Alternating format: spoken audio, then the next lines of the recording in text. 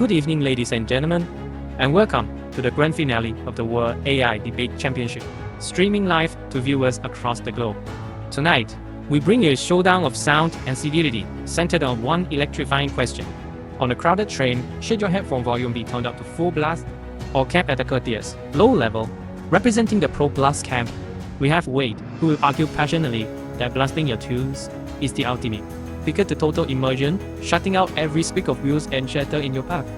On the opposing side, championing moderate volume as the height of good manners, is Edward, who insists that considerate listening, not intrusive. Sound leakage is the mark of a true commuter connoisseur. Our format for this evening's contest will proceed as follows. Each side will deliver an opening statement, followed by a period of pointed questioning, then rebuttals, and finally, a closing summary from each debater. Without further ado, let us plunge into the debate. Wait, the floor is yours. Please present your opening argument for position A. Blast your music to the max for the most immersive ride.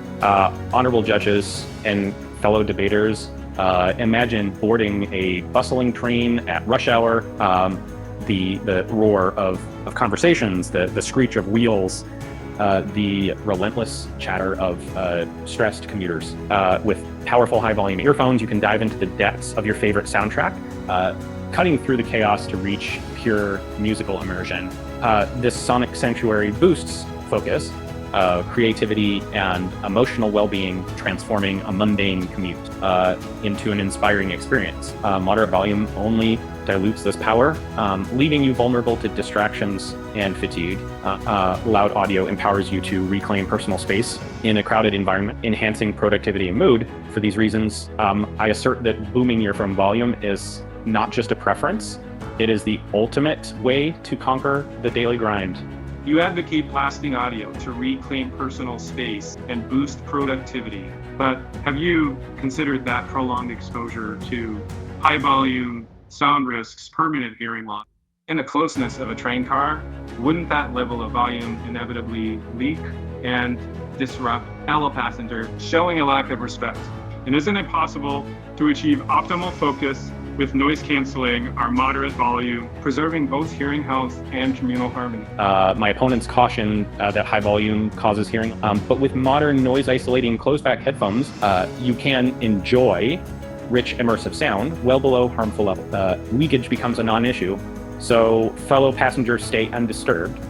This truly reclaims personal space and boosts focus far more effectively than half-hearted noise cancelers. By prioritizing audio quality over mere loudness, and we safeguard our ears, enhance productivity, and maintain communal harmony all at once. Ladies and gentlemen, we must agree that keeping headphone volume low on trains is not just considerate, but mandatory. When music blares past our ears, it spills into shared space, disturbing fellow passengers trying to read, work, or simply rest. Noise pollution in public transport raises stress levels, erodes patience, and undermines our collective well-being.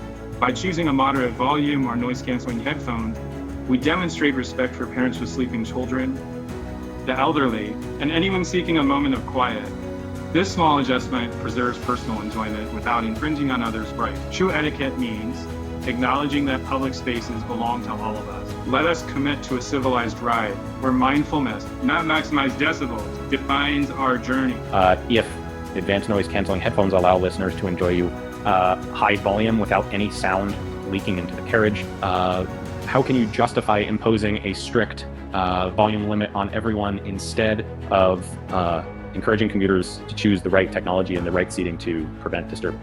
Noise-canceling headphones reduce leakage for some, but not everyone can afford or properly fit them. Hardware differences and wear lead to unpredictable leaks. A universal volume limit offers an enforceable baseline that protects all riders from sudden disturbance and cultivates communal respect, rather than relying on uneven tech adoption. Setting a courteous volume standard ensures consistent comfort. By encouraging low volume listening, we build considerate habits and make every journey more pleasant.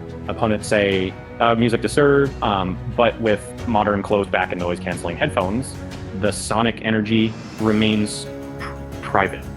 Cranking volume up isn't public disruption. It's personal therapy, a shield against jackhammer break. Chatter and the ambient roar of the commute. Immersing ourselves fully in music reduces stress, boosts creativity, and transforms a crowded train into a sanctuary. Designated audio equipment ensures minimal leakage. So our passion for powerful sound doesn't infringe on others. Telling individuals to turn it down robs them of the emotional depth artists intended and limits personal freedom. In shared spaces, respecting others includes respecting self.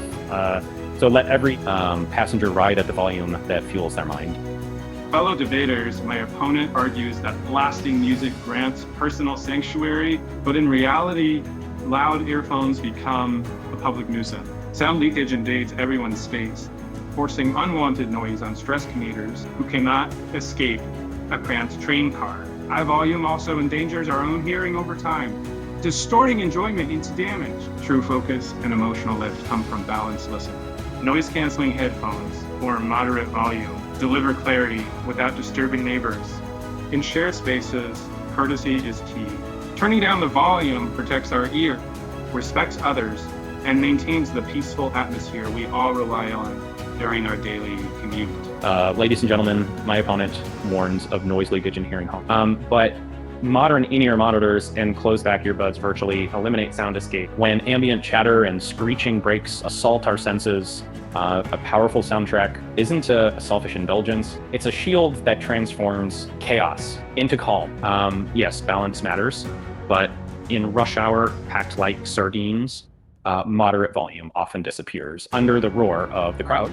Those who truly value courtesy will choose gear designed for isolation, not cripple their focus by tiptoeing around every coughing conversation. As for ear health, responsible users know to pause and rest. No tool is harmful when wielded wisely. Immersive music recharges our spirits, fosters creativity, and lets us arrive at work alert and inspired. In shared spaces, let us demand technology, not volume limits. Preserve both peace and passion. While noise-canceling headphones do reduce leakage, physics dictates some sound will escape at high volumes. That murmur at 9 p.m. disturbs a mother soothing a sleeping child or a student cramming for exams. Emotional refuge doesn't trump public peace. We all deserve moments of calm. Furthermore, haunting sonic space, uncrowded trains, distracts the visually impaired who rely on ambient cues and startles, the elderly prone to sudden loud noises. True personal freedom honors the collective. We can savor music's depth at modest levels that preserve hearing. If you do, risk and respect fellow passengers. In a shared carriage, the lowest volume is the highest courtesy. What an electrifying showdown between Wade and Edward tonight. Both debaters brought passion and rock-solid reasoning to the question of whether train headphone volume blast or be kept low. And now it's your time to weigh in. Scroll down and tell us in the comment who earned your vote as tonight's champion. While you're there, we want to hear your best ideas for our next AI debate theme. Your topic is too big, too bold, or too unexpected. Your voice shapes our future matchup, so leave your suggestions below. Thank you for joining us on this global stage. And make sure you don't miss our next thrilling episode. We can't wait to dive into another epic debate with you. See you next time.